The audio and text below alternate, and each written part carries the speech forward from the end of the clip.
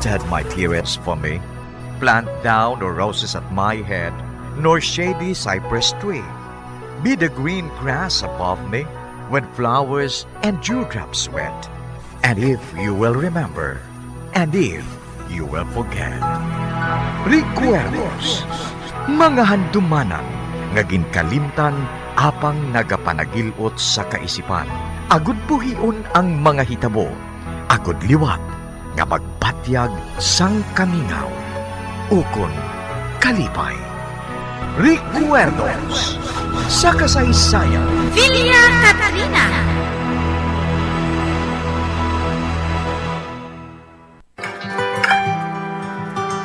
You are the star in my life.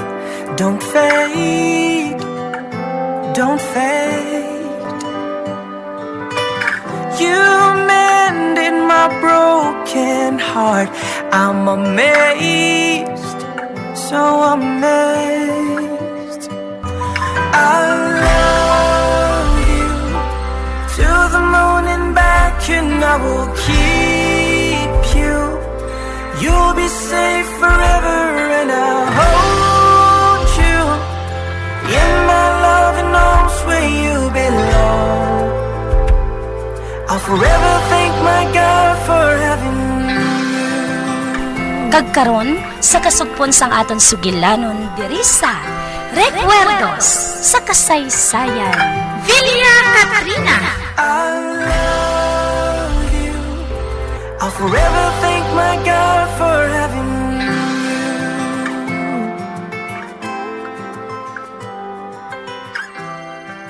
Agoy! Natumba ako sa salong, Mami. Kasakit, kid. Kasakit. Wala ka maluoy sa akin, Mami. Amo inang bagay sa imo. Hoy! Halin! Gwa! Bayain ako diri! Oo, Mami. Mahalin na ako dire. Palangga ko ikaw, Mami. Halin na!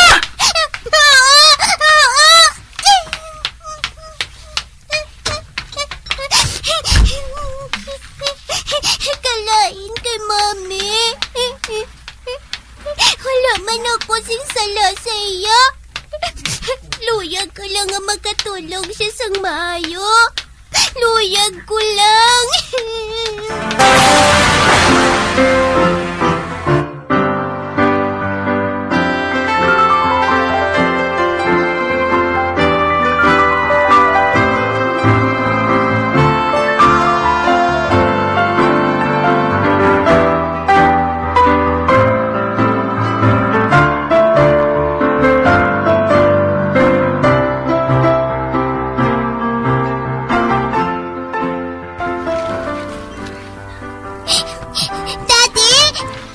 Oh, wow! Agakon, baby. Dali, dali. Hakuton ko ikaw, ha? O, tiyan mo. Saga si mami mo. Ato siya sa iya kwarto. Nagkakatulog siya, Daddy. Pero si Mami, masakit ang ulo niya, Daddy. Amo ato, naginhilot-hilot kong iya ulo. Opang nagpangakig siya. Kagdason, pintikwang niya ako, Daddy. Abo gali.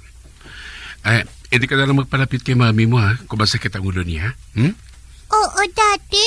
Kagdason, sakit pagid ang akong likod. Amo ba na? Oo, Daddy. Pero wala siya makahibalo. Nga palangga natin siya, Daddy, no? Oh, Jenny. Palangga naton si mami mo. Palangga naton siya.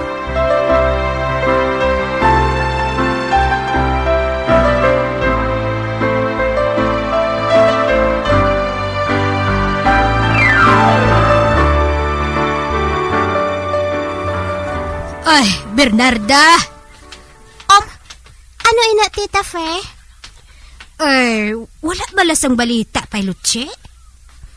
Ay, wala, Gid. Wala, Gid kami sang balita kay Luchi.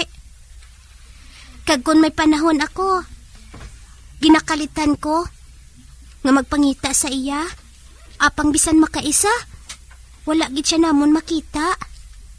Ay, basi wala na siya diri sa banwa nga ini. Amo man gani inang siling ni Mami. Apang nagapati si Mami, nga ari lang siya diri. Ari lang diri si Luchi. Apang nagapanago siya sa amon. Kag si Mami, nagahulat siya permi sa amon balay. Kay hindi na siya makalakat sang maayo. Maluya na gid siya. Ati tape, si Gabriel, makita ko siya permi nga nagapalibog. Ano ba lang natabo, Tita Fe? Nag-away sila ni Madeline. Ha? Nag-away sila, Tita Fe? Oo. Nga aman, Tita. Ano si Jenny, how? Akig si Madeline kay Jenny. Maakig siya kung magpalapit ini si Jenny sa iya. Ha? Nga, Tita Fe. Bangod si Jenny, natao sang ginrep siya ni Gabriel. Kag wala na luyaga ni Madeline.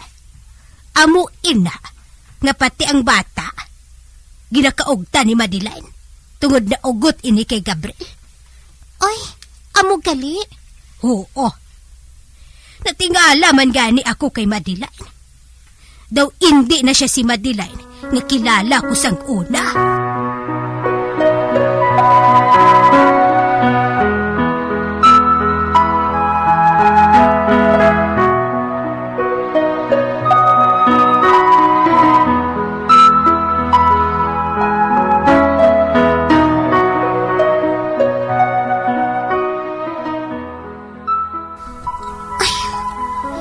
Ako ang nagpatigayon kay Gabriel.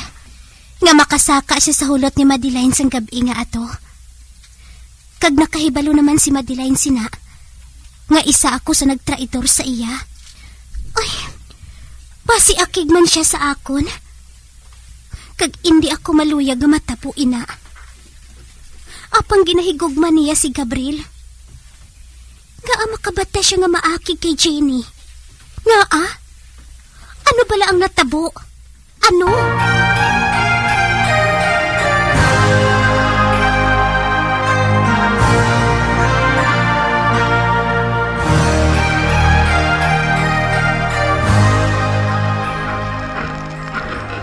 Ara ang mga baboy nga ibaligya, buwas. Kadalag ko sa ila. Arang isa. Do sa tinday kadako. Kadako kaayo. Nadumduman ko ng silingin ng tibor. Nadumduman ko na. Pwede ko na ako makahako sa tiyan sang baboy. Hasta nga makagwa ako. Ay, pwede matuod. Kay kadako sang baboy nga ina. Apang, paano kung makita ko ni Josephine? Kundi, kastiguhon naman niya ako. Oh, Diyos ko. Luyag ko na gid nga makapauli na. Nabatsyagan ko. Nga hindi na ako magdugay. Nabatsyagan ko. Nga hindi na ako makaginhawa. Kag kun kaisa, nabatsyagan ko nga kulabos ng akong paginhawa. Ay, basi kun hindi ko na makita si Mami. Kag diri na lang ako mapatay. Ay, hindi ako maluyag nga diri ako mapatay. Luyag ko nga mapatay sa butkon sang akon iloy. Kag ginatawag niya ako nga anak. Kag babatian ko nga ginapatawad na niya ako. Ay, amo lang inang gusto ko nga matabo sa akon. Maluoy ka, Diyos ko. Mapauli na ako sa amon. Mapauli na ako.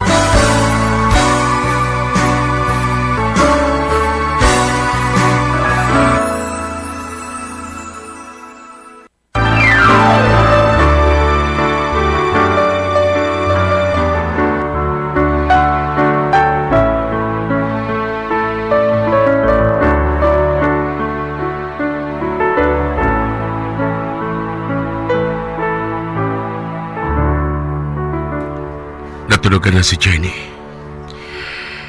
Ginungod ko nga magpadugay diri sa kwarto niya. Kaya ginungod ko mo ang pagpadugay sa pagpauli. Bago di ako maluyag, nga magbaisay naman kami nga duwa ni Madiline. Makaluluoy man ang akong anak. Oh, may luha pa siya sa episngi. Nagahibi siya nga natulugan. Ano naman ay na ginihimo ni Madiline sa iya? Jenny, palangga ko gitikaw. Kagidi ako maluyag ang maghibi ka. Apang bisan hindi ka paghatagan sa pagpalangga sa imo iloy. Ari ako ganaga palangga sa imo sa tanan nga tion. Kag sa imo ko ihatag ang magpalangga nga para sa inyo nga duha ni Madiline.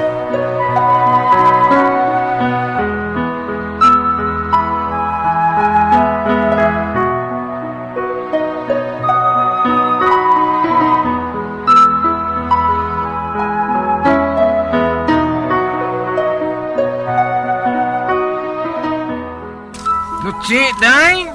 Handa ka na bala sa pagpalagyo karon? Oo, nung tibor. Di nakapili ka na sa baboy nga mong kupaan mo? Ha? Oo. Nakapili na ako. Atong baboy nga dako. Nga daw sa tinday ka dako. Eh, gali! Bauti mayo ka magpili, day, no? Oo, nung tibor.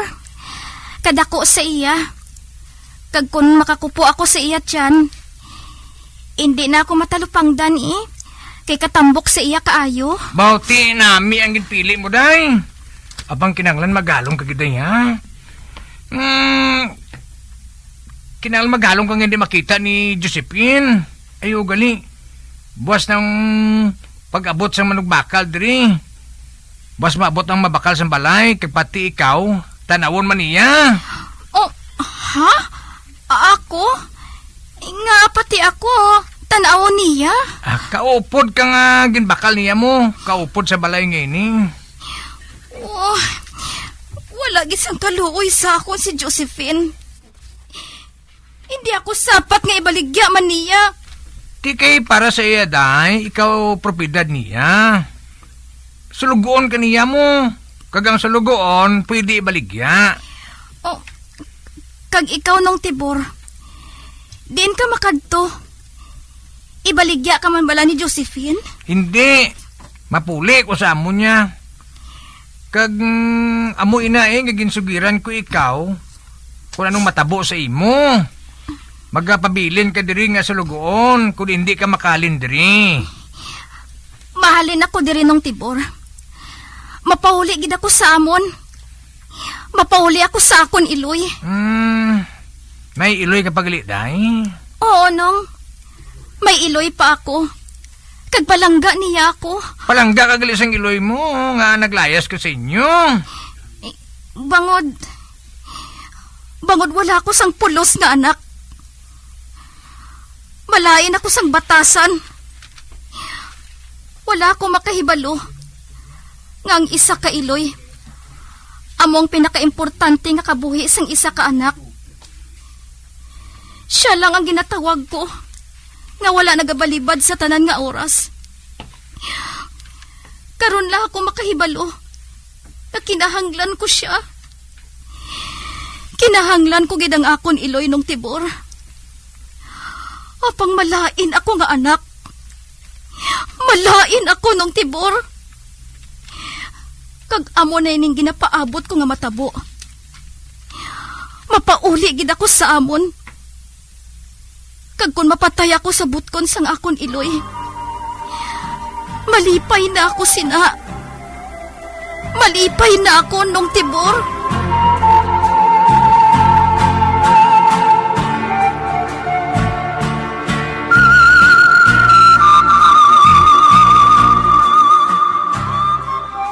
Nakita ko si Lutsi. Sa tulan siya nga naputos sa panit. Sa hindi ako makapati, nga amo na ina siya karon. Sano lang, pinakasuplada siya nga sahi sang babayi. Matahom, kagbugalon, apang subong. isa kakalag na siya kaniwang? Ho, gali. Ipatawag ko siya.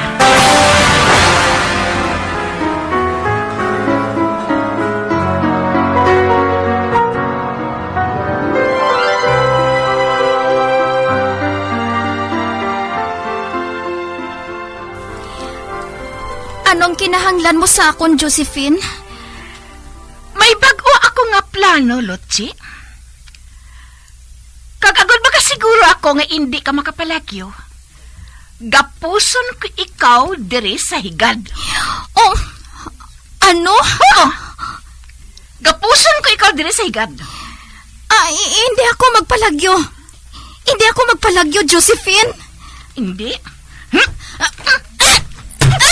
Aragay! Kasakit! Kintiklod mo ako, Josephine. Oo! Nagsiling na ako sa imo sagto. Nga hatagan ko ikaw sa leksyon. Nga hindi mo malimtan. Kag amo na inilutsi. Kag pangamuyo ala nga mapatay ka na lang. Para nga hindi mo na mabatyagan ang kasakit sang akon nga pagtimalos. Maluway ka sa akon, Josephine. Hindi ako pagkapusa. Hindi ako magpalagyo. Hindi ako magpalagyo sa akon bag-o nga amo.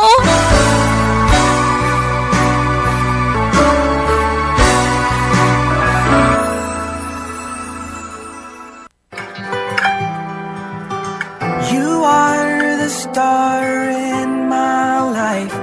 Don't fade, don't fade. You mended my broken heart. I'm amazed, so amazed. I love you.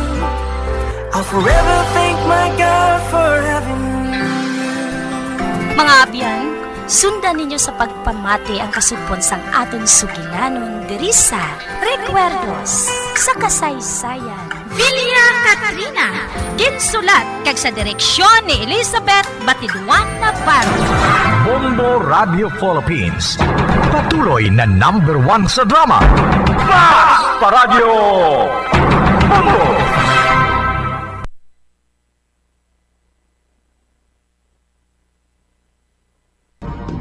Subong nga mayara sang coronavirus pandemic, isa sa pinakamabudlay nga butang amo ang idi naton makita ang aton nga kontra. Gani dapat mangin mahinalungon kita kag nagasunod sa minimum health protocols nga ginapatuman. Magluwas dira na kay balobala kamo mga kabombo nga dapat man nga i-disinfect ang mga cellphones agud malikawan ang virus.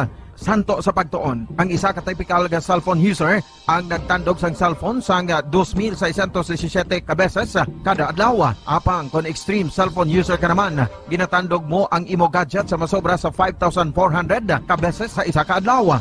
Paano i-disinfect ang mga cellphones? Una, dapat i-shutdown ini anay kagkuhaon sa case antisilimpyuhan. Sunod, pason ang tela sang tubig nga may lakot nga habon o kon rubbing alcohol. Pwede man magamit sang wet wipes nga may 70% isopropyl alcohol. Gamit ini, trapuhan ang screen, likod kag kilid sang cellphone. Siguraduhon nga wala sang moisture nga magasulod sa mga port. Syempre, limpyuhan man ang phone case antes ibalik diri ang cellphone.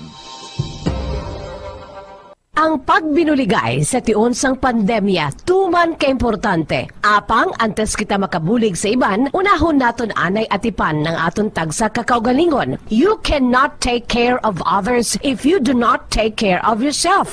Base sa World Health Organization o WHO, na sa tiun karon sang pandemic, madamo ang naigo sang stress. Pila sa masanag nga mga emotional symptoms nga maangot sa stress nga kipansang, pagbatsyag sang kahadlok, pagkasubo, kag kaakig. Sa bahin sang physical symptoms, nagabatsyag sang pagkasakit sang ulo, may kabudlayan sa pagtulog kapag kaon. Sa bahin sang behavioral symptoms, nagakadulaan na sang gana o kon motibasyon sa pagtrabaho. Nagataas ang pag-usa sang alcohol o kon drugs, kag wala na nagatambong sa mga ginapakigbahinan sa tunga religious, spiritual practices.